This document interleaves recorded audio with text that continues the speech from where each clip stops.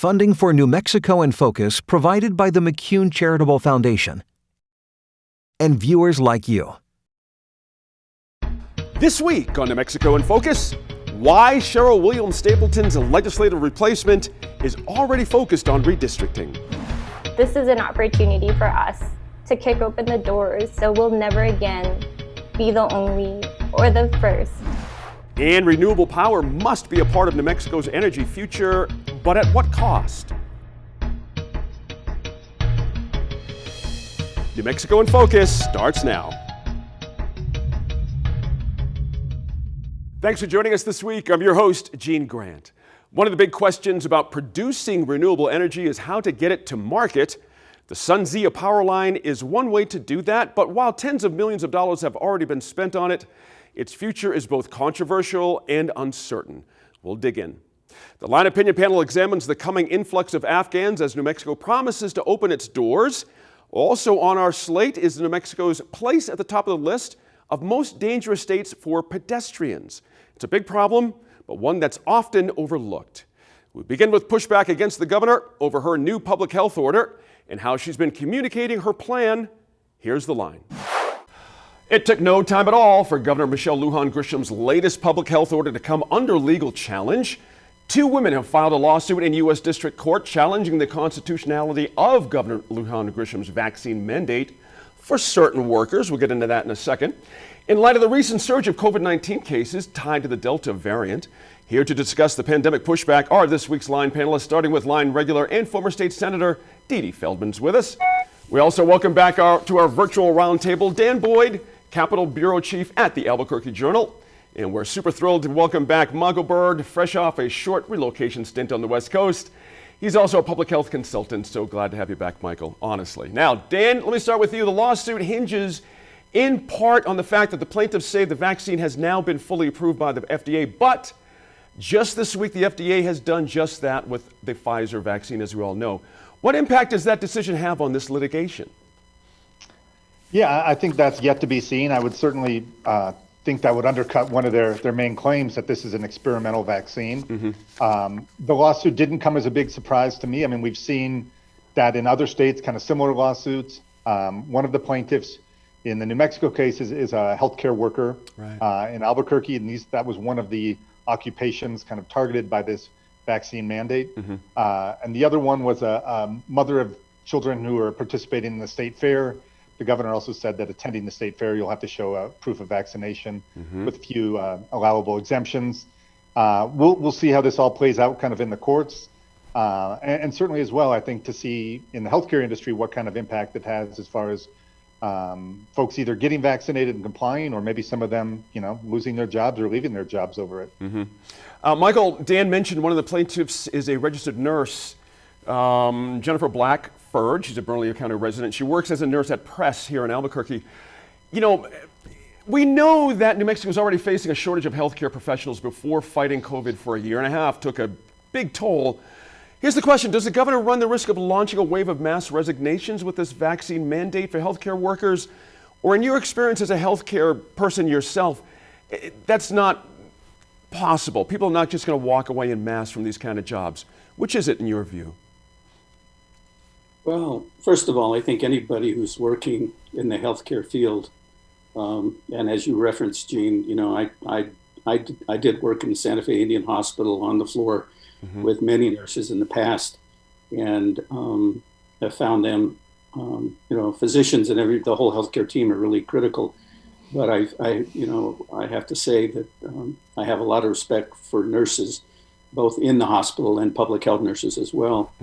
And it just seems to me that there's a real contradiction. If we are there to promote the health and meet the needs of patients, then we really have a duty and an obligation, both personally and professionally, to do everything we can to ensure those patients' safety.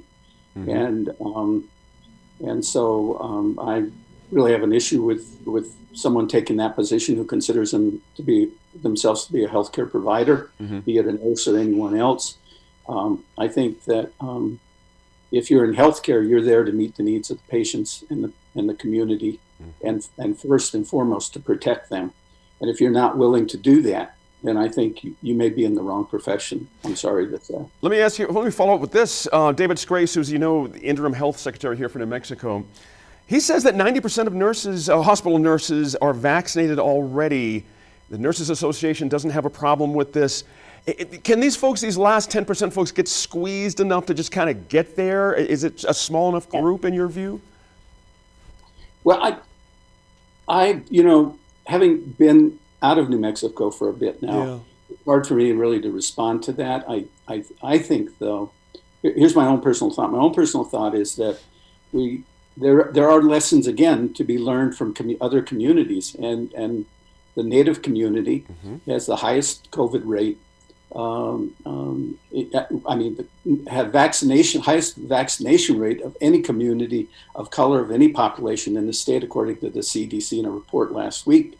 So it just seems to me that there are communities that recognize that, yes, the rights of individuals are important, but the collective good, the tribal good, the larger community, we really have an obligation. And maybe it's because of the history of Native people in this country and all the diseases that they've been subject to, which came from Europe. And so they recognize in a very different way, in a collective way, that you have to respond immediately. And the tribal leadership has provided great leadership in terms of taking public health practices, adopting them, and implementing within their own communities. I think there's some lessons to be learned, and I think some people really need to have some honest conversations with themselves about who do they serve? Are you serving yourself? Are you serving your family? Are you serving your community? And I think that's a question that many people need to begin to ask themselves. Senator, the other plaintiff in the lawsuit is upset that the new vaccine mandate for entry to the state fair. She's a county extension agent and a mom of 2 girls with animals, entered in a competition at the state fair. The governor has made a point, of trying to lead by example with vaccine mandates, but was this a step too far given the last minute notice on this? Well, Gene, I think that really the state fair is one of the few super spreader events that the state government has control of. It doesn't have control of the balloon fiesta. It doesn't have control of Indian Market. And so this was, in my view, not a step too far. And I think that, they ought to make some accommodations, make some of those livestock events outdoors.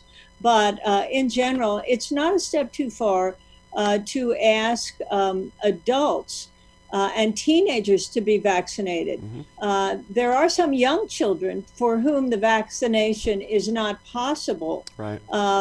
And I assume that they will probably be accommodated, but I don't know. Senator, I hear your point loud and clear here, but I think it's a timing issue as well. There's a lot of folks I've talked to from that part of the state that feel like the governor did this on purpose, like this is some kind of payback to not give enough run-up time here to get these kids vaccinated. Is that a step too far, feeling that way?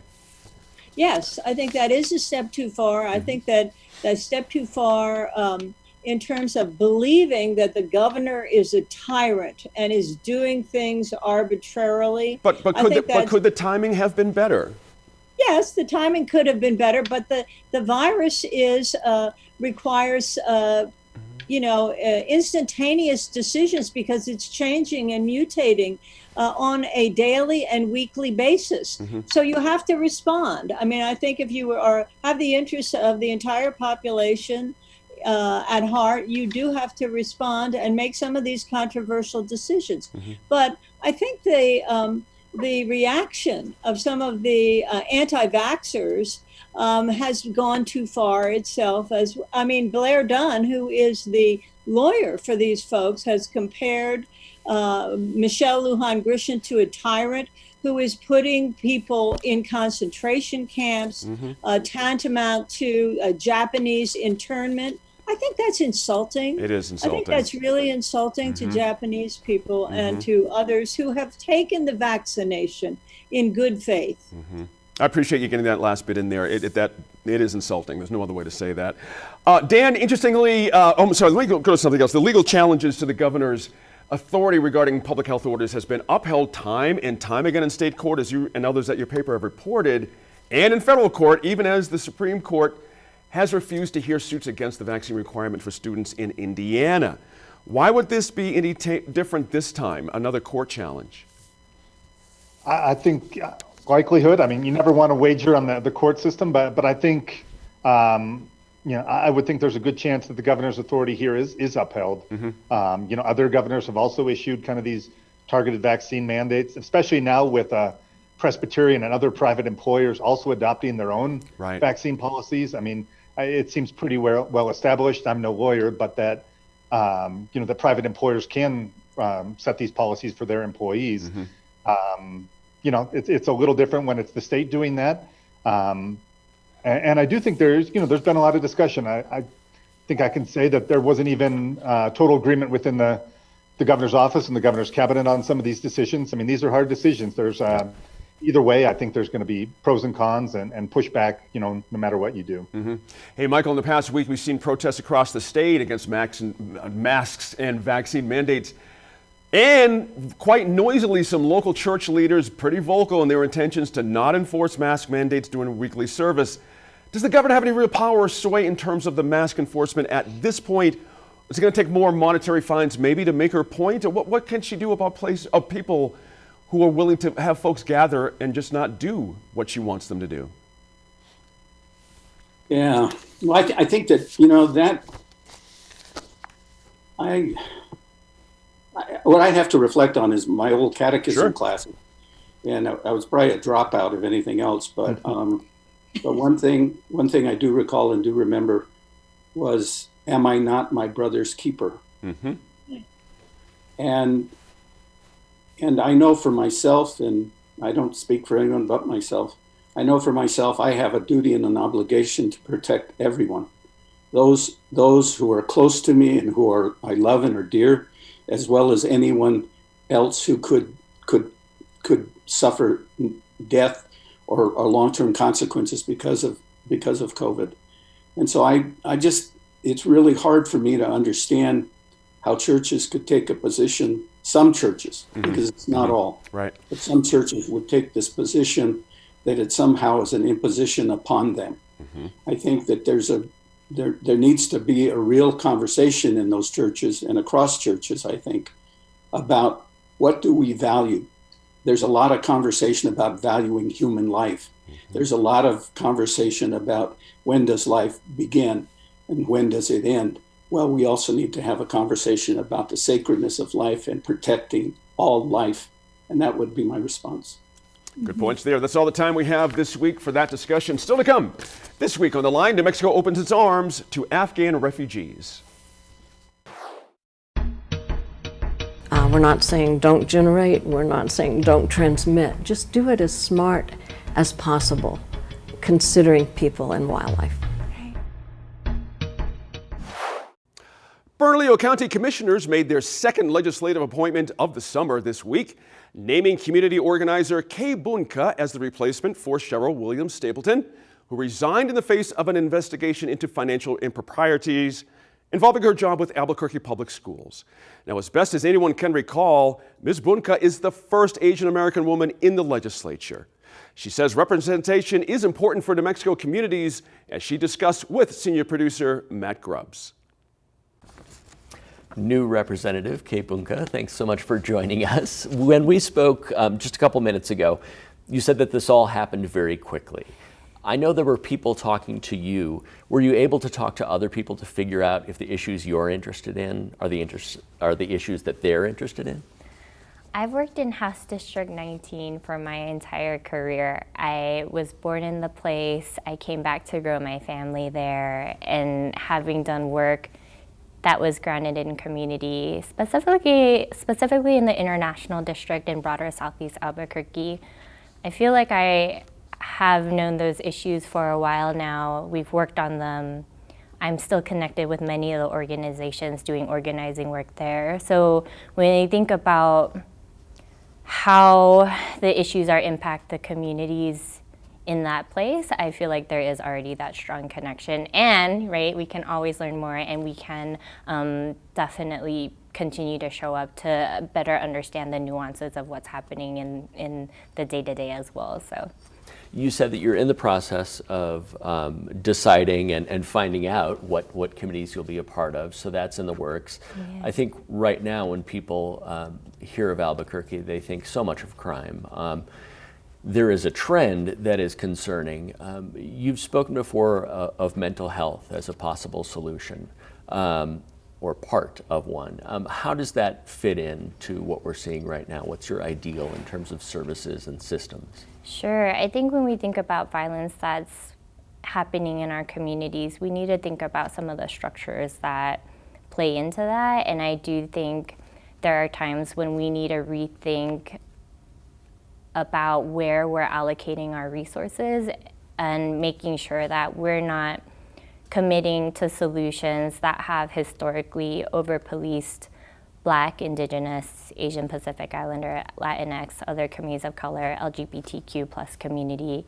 How do we make sure we're really thinking about creative, community-led and community-based and designed solutions that get to the place where we are all safe, that we all feel a sense of community and belongingness, and that we've got some real say into our community. So for us to really think about what are the other solutions, it is that investment in mental health. It is that investment in culturally tailored services that the community in this area does so well. It is also thinking about what are policies that can get to the root causes of issues, such as universal basic income. How can we really give people the support systems that they need so that they can really thrive in our community? So I think to take a holistic approach too is so important when we look at big issues like violence. And you would see those services come alongside something like what the governor and the speaker have talked about, which is 1,000 new officers who are trained in community-oriented policing. You see those two things coming side by side? I think there is a place for policing, and I do think the more input we have from communities who live in this place, and I also want to recognize our unhoused neighbors, the closer we're going to get to a solution that works for everybody. So for us to be able to have that input and to say where we need the support, I think that again will be the key to making it work. We could spend the entire interview on this, of course, but when you say over-policing, are you talking about more police being in a part of town that has a certain segment of the population, resulting in more crimes, resulting in more police, kind of that feedback loop? I think so. It's how do you disrupt that cycle? And the International District in Southeast Albuquerque already has so many police. I don't know if bringing more into it is the exact solution. I think it's part of it, but we again need to think about what is that comprehensive approach that we can take as community, as state, as also city leaders and county leaders, and think about what really makes the most sense for this place. You enter the legislature at a time when we're doing redistricting, which is a very important role that is oftentimes, I think, maybe overlooked just because it can be incredibly boring too. You're looking at a lot of maps and things like that, but it really counts for representation. How do you feel about the new system where there's a community-based advisory group that will give the legislature its recommendations? What do you feel about that?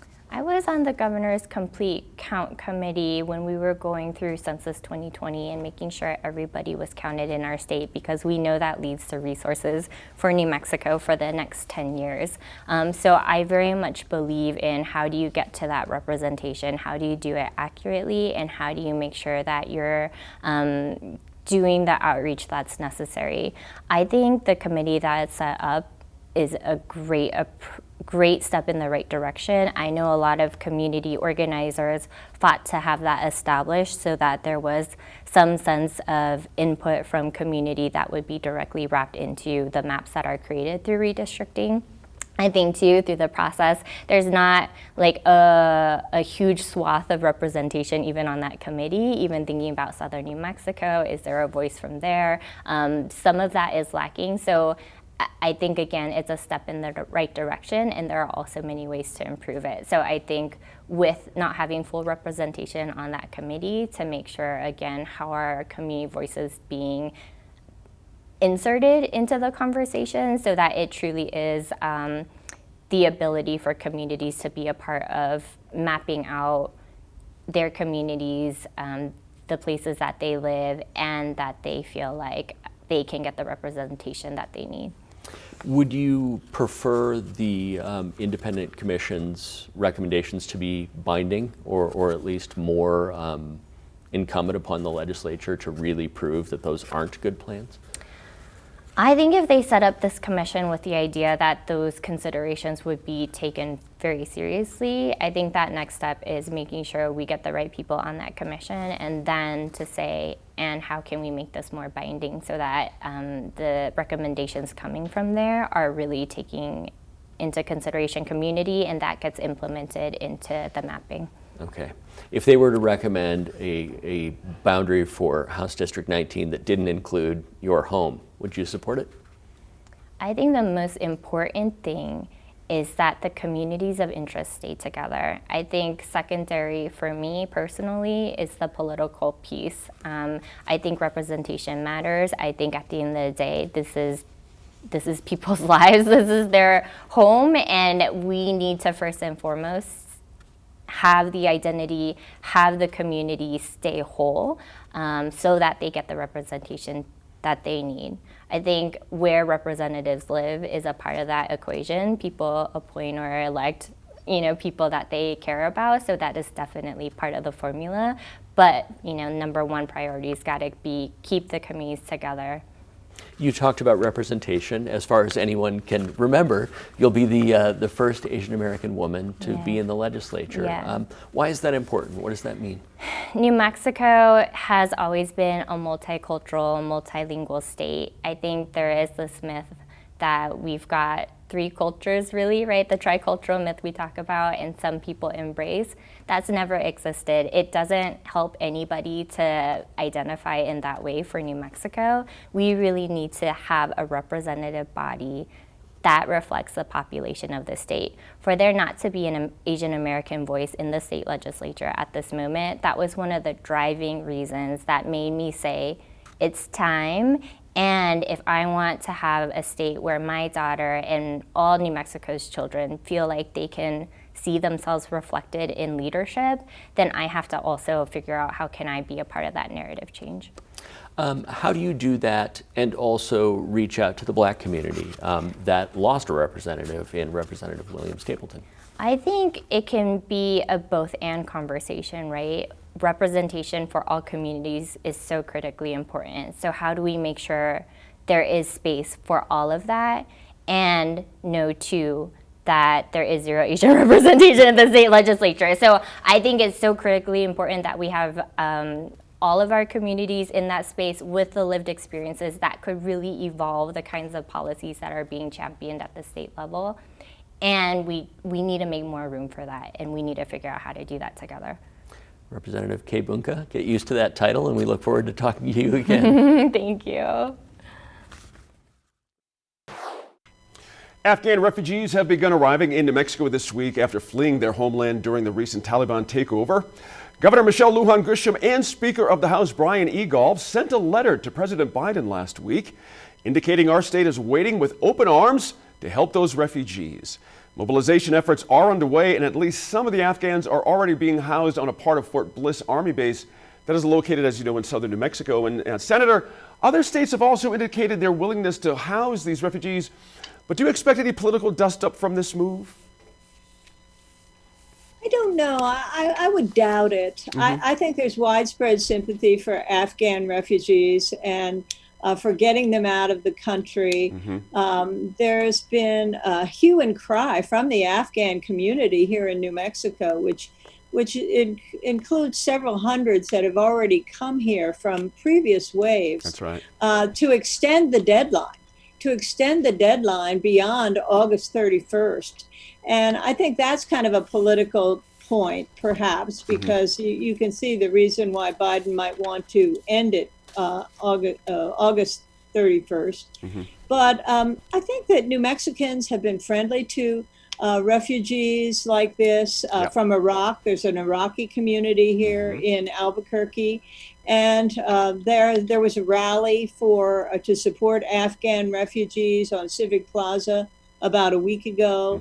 And so I think there are Lutheran Family Services, there are programs that are set up. The city now has a refugee office that is giving out advice and telling the huge number of people who have come forward and saying, we would be willing to help. Right. We would be willing to house refugees. It's really kind of heartwarming. I have to agree.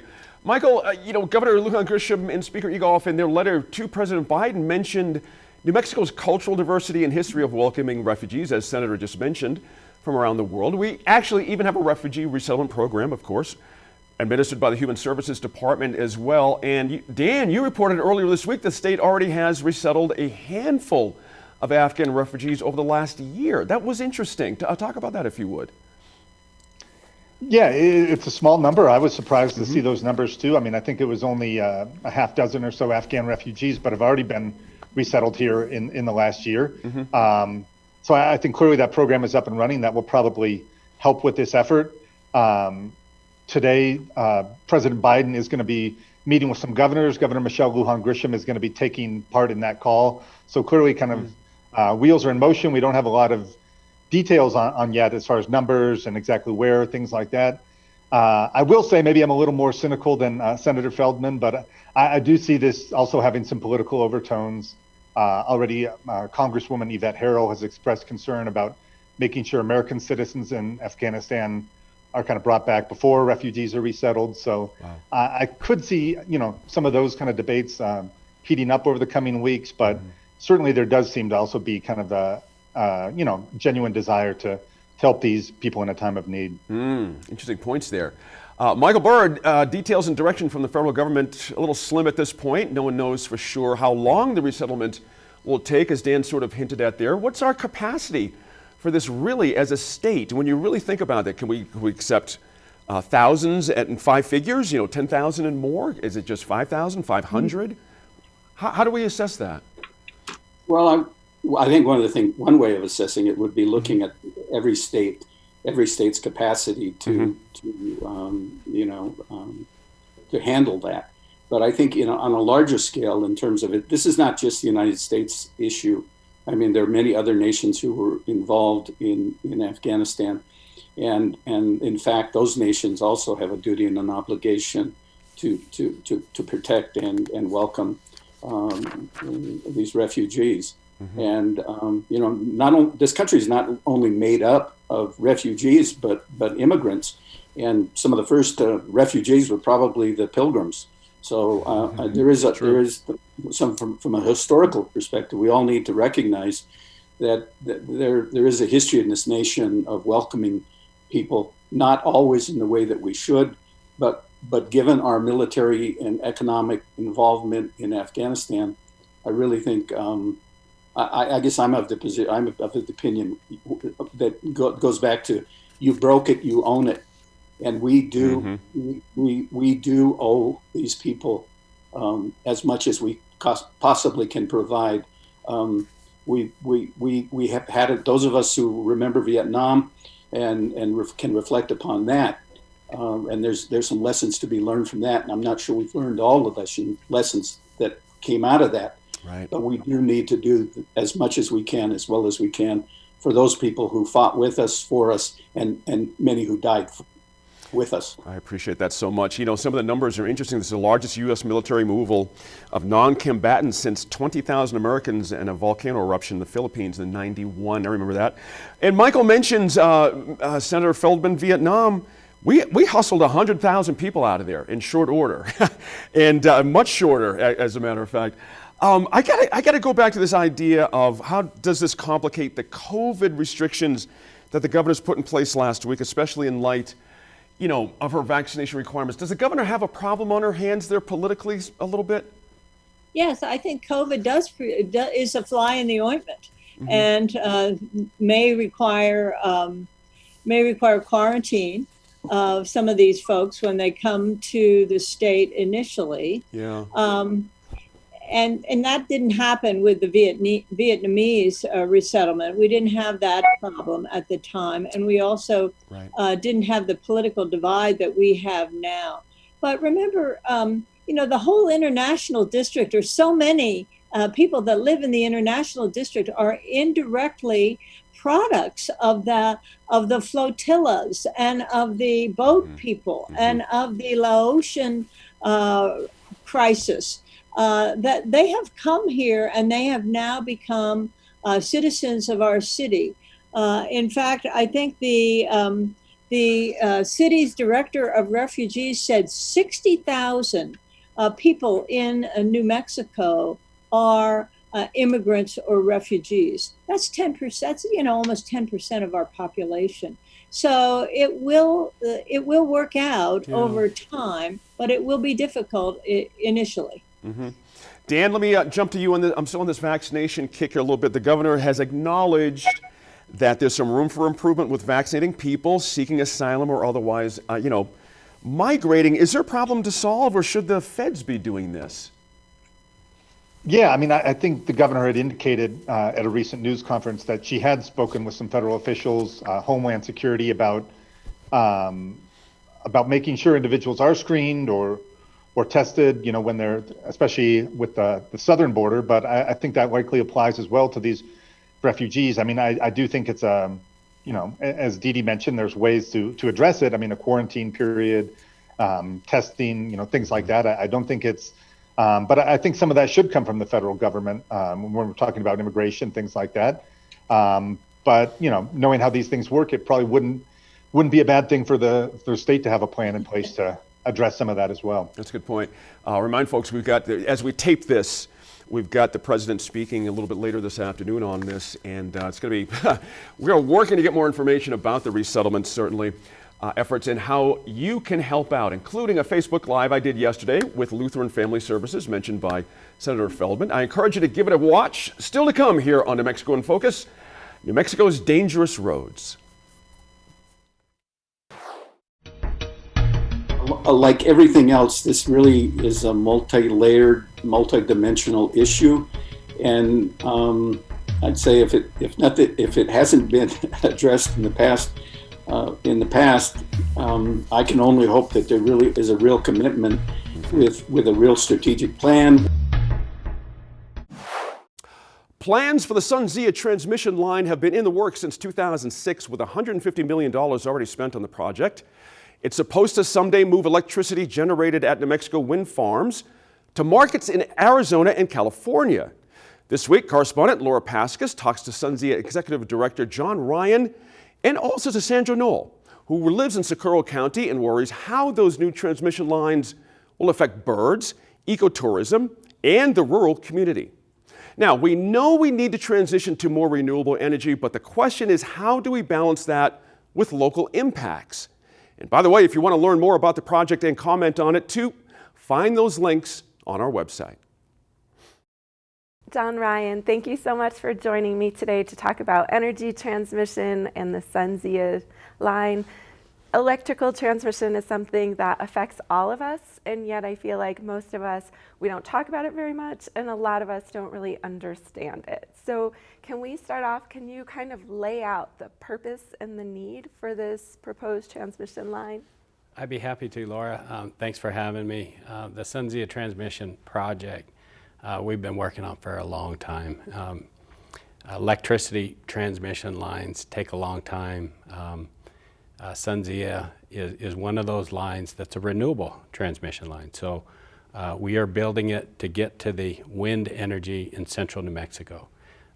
Getting to that point to where the wind energy can get on the transmission line, and we would transfer it into Arizona. And once we get into Arizona, the power could be sold to the Arizona utilities or California utilities, whatever the case may be. It's really exciting. It's It's been a long haul. We have a new ideas about alternative routes, and I'd love to get into some of that detail, but really it's a transformational project for New Mexico. It will bring a great deal of economic benefits to the state, to a lot of the rural communities that we deal with, to a lot of the landowners, and we're trying to do it in an environmentally sensitive way. So in terms of the electricity that New Mexicans will use, does this mean there will be more renewable energy in the mix for New Mexicans, or does it go to other markets? It could be both. We're doing 2 lines, like I said. One of the first lines will be a DC line whereby we're transporting a lot of the wind energy into Arizona and therefore into the western markets. The second line will be an AC line. That will include substations in Luna County, one in Torrance County, and that allows for interconnections into the New Mexico grid. All in all, the expansion of transmission is really valuable, not only to whether we're transporting out of state or within state. The electricity is becoming more of an area where we need to get paths into communities. So a different path would allow for improved reliability for the region as a whole, and so a lot of that is what we're after, what we're trying to do, what we think is valuable about SunZia. We know the climate is changing. We know that's because of our expenditures of fossil fuels, and renewable energy is a really important part of the conversation locally and globally. How do you balance, though, that these sorts of industrial projects do have all sorts of local environmental impacts? Like, how do we balance those 2 things that we need to be thinking about? We have to do it. We have to balance those, and we work really hard at doing that. We know that there's a lot of focus on low carbon generation, and so we're trying to facilitate that. We're trying to address the climate crisis. We understand and we recognize the importance of renewable energy and clean energy. But you're right. We've got to convince local communities, local elected officials, stakeholders, environmental groups that not only are these projects important, but we have to do them in an environmentally sensitive way. And there's lots of things that we are doing that I hope turns into a model for how other projects should proceed. Reaching out to stakeholders, like I mentioned, is really important. We for the last couple of years, have visited with national environmental groups, the local environmental groups, some of the landowners that don't like transmission lines in their area, and we have to figure out ways to improve the environment when we're done.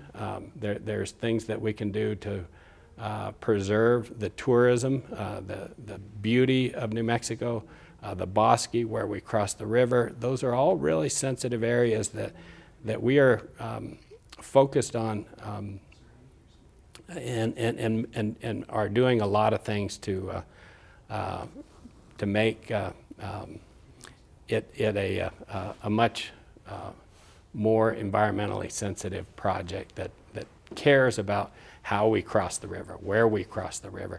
Can we put in technology on the transmission lines that will help the sandhill cranes or other migratory birds avoid the lines? Can we corridorize our transmission line? That means, can we follow other transmission lines so that we're not, going in pristine area that is untouched? Can we co-locate our lines on other people's lines? All those things are what we try to do. We also are talking to local groups about important things relative to the Bosque.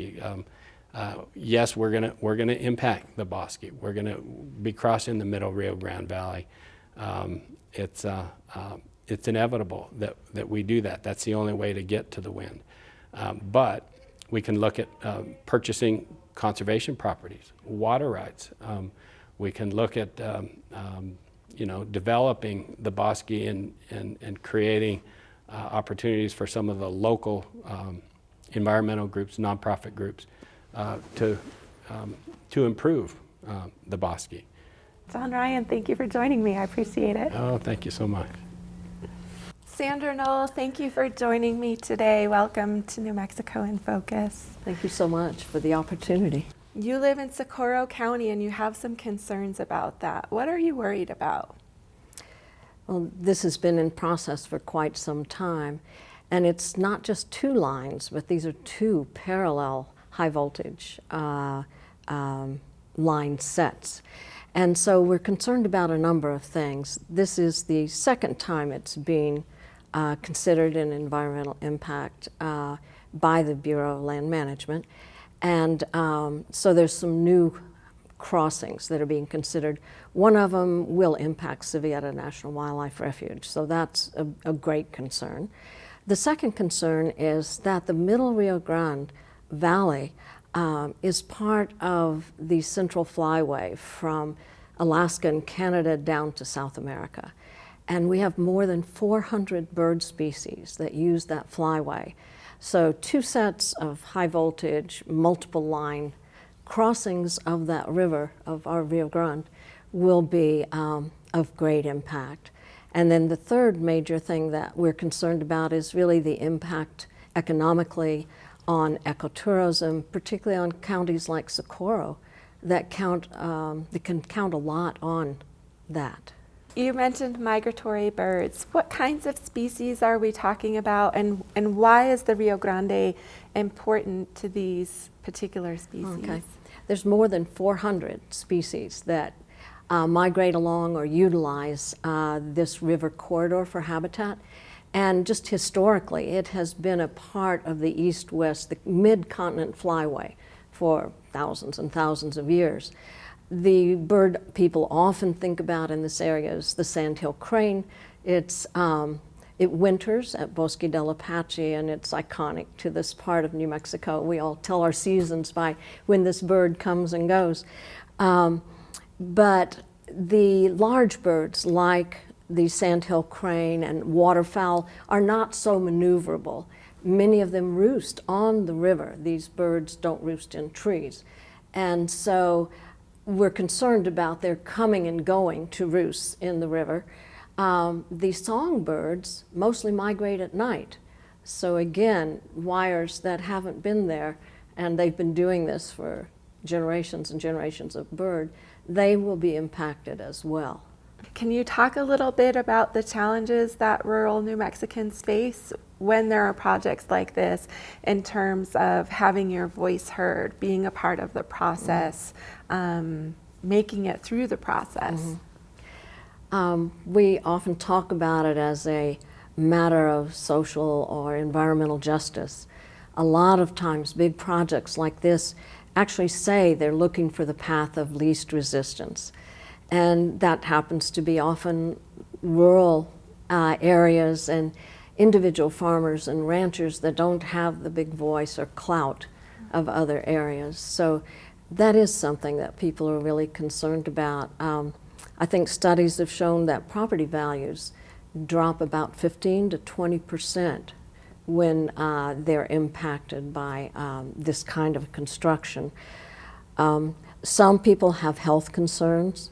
That's still an issue with some of these high voltage lines. And then the potential to decrease tourism is a big part of that. And the burgeoning film industry is just beginning to use areas like ours more and more.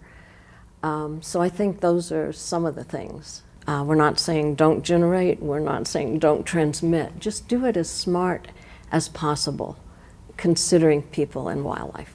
Right. Well, Sandra Knoll, thank you so much for joining me. Appreciate the opportunity to bring this to your viewers. Thanks. Yeah, thank you. Is New Mexico ready to turn the tide when it comes to pedestrian safety? The state has had the most pedestrian deaths for 4 years running now, but the State Department of Transportation just unveiled a massive safety action plan they hope will make a difference.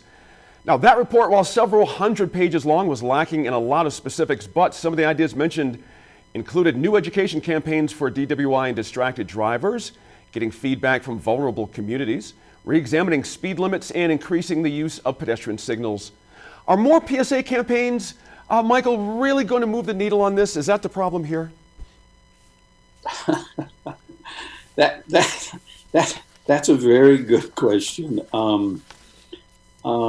It's noted that Native once again on the downside, that Native Americans are the significant percentage of the population that's being killed. That's right. As in these pedestrian auto accidents, or I wouldn't call them accidents even. Mm-hmm. I think, like everything else, this really is a multi-layered, multi-dimensional issue, and I'd say if it hasn't been addressed in the past, I can only hope that there really is a real commitment. Mm-hmm. with a real strategic plan, with goals and objectives.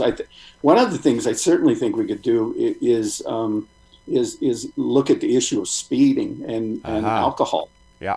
And I know that in the city they've been talking about bringing back the vehicles that can monitor speed or intersection mm-hmm. speed. And I mean, I'm a proponent of that. I think here in New Mexico, we really need to do something about reducing speed. I mean, just since I've been back, mm-hmm. I noted this before I left, and I'm still noting it. The number of people who speed, the number of people who take the opportunity that when they see a yellow light to hit the gas to get through the red is significant, and that results in So I think one of the things we certainly could do is do something about reducing people's tendency to speed and finding them in a meaningful way so that people take note of that, and then let's measure that and see if that's one thing that I think could be done mm-hmm. sooner than later.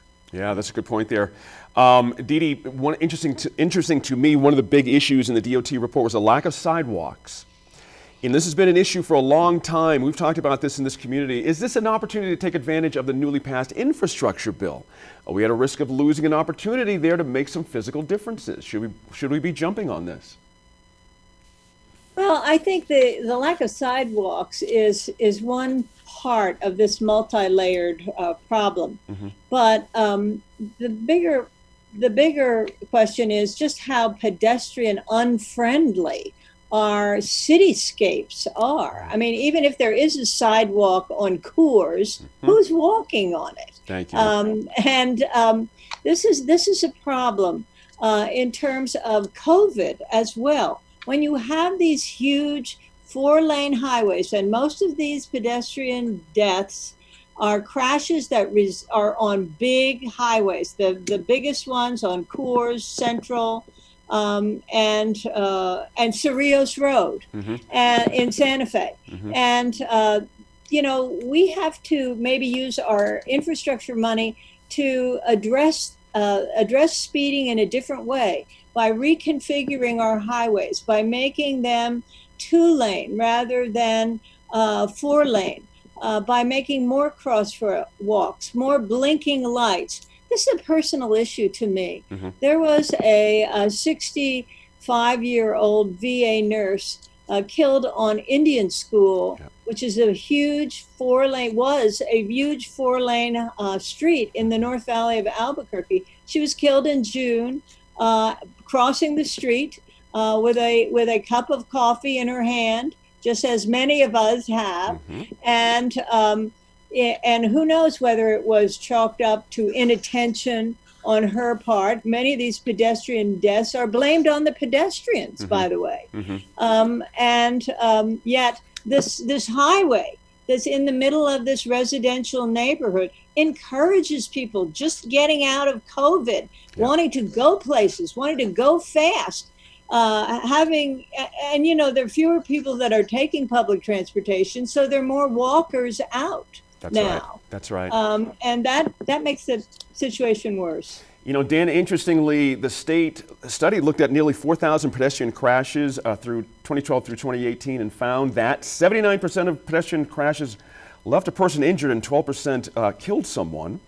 Pedestrian error, to Dee Dee's point, contributed to 25%, and alcohol drug use contributed to 24%. Driver inattention contributed 18%, and motorist or pedestrian failure to yield contributed to 10%. Dee said, it's very complicated. The report doesn't single out one specific issue about what could be fixed here.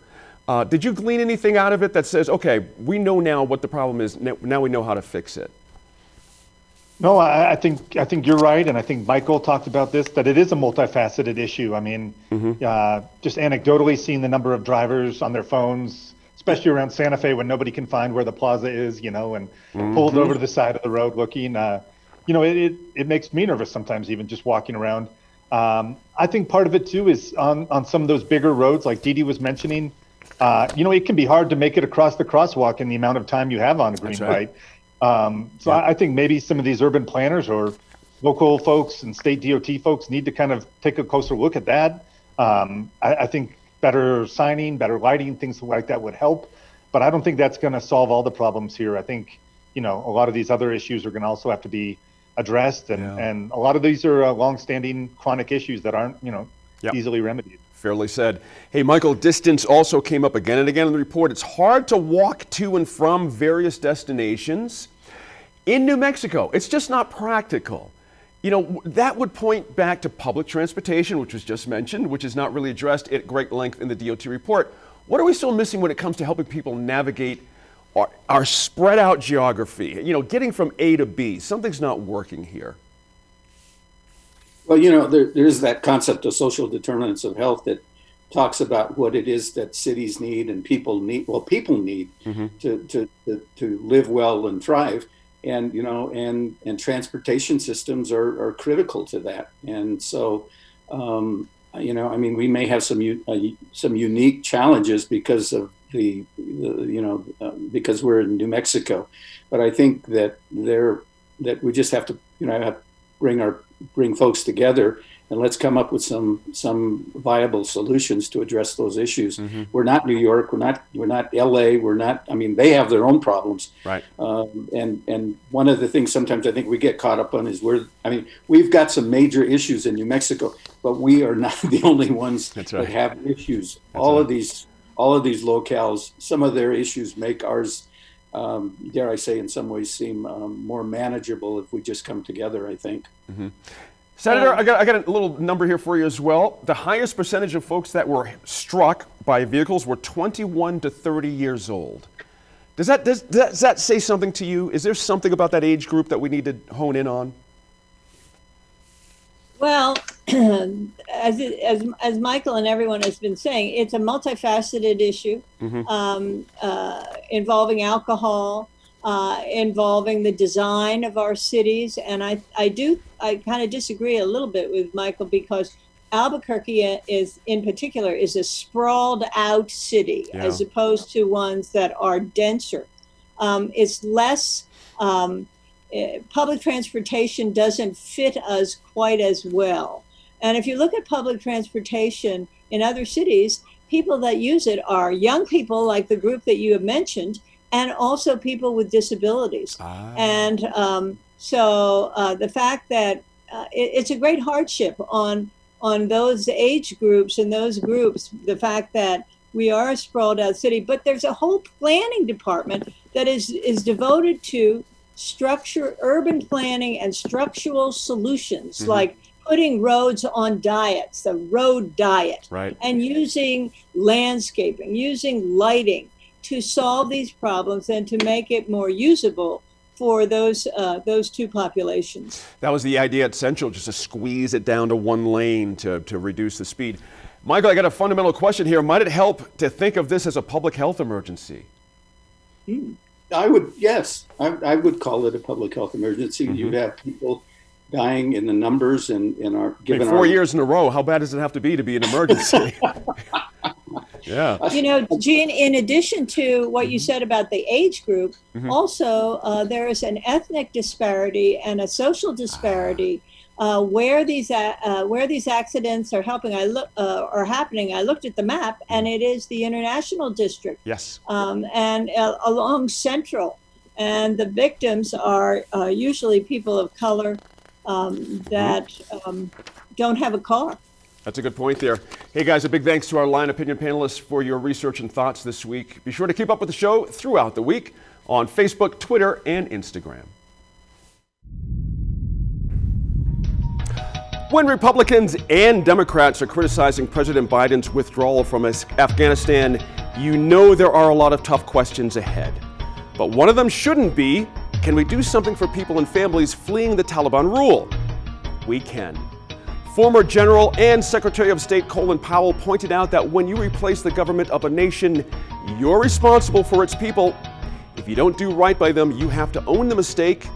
The political nuances of this might best be left to the president, but here in New Mexico, we can help. It's going to take real effort at understanding different cultures and respecting many differences, but it's nothing we can't do and nothing we haven't done before. Helping someone who's scared, hurting, and who has helped us? We don't have to speak the same language to understand those actions speak a powerful message to the rest of the world.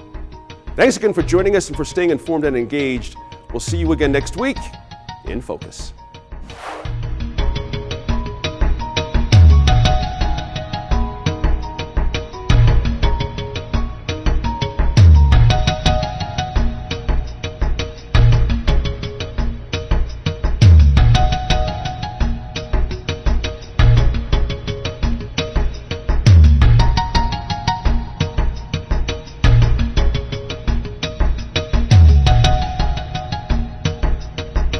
Funding for New Mexico in Focus provided by the McCune Charitable Foundation and viewers like you.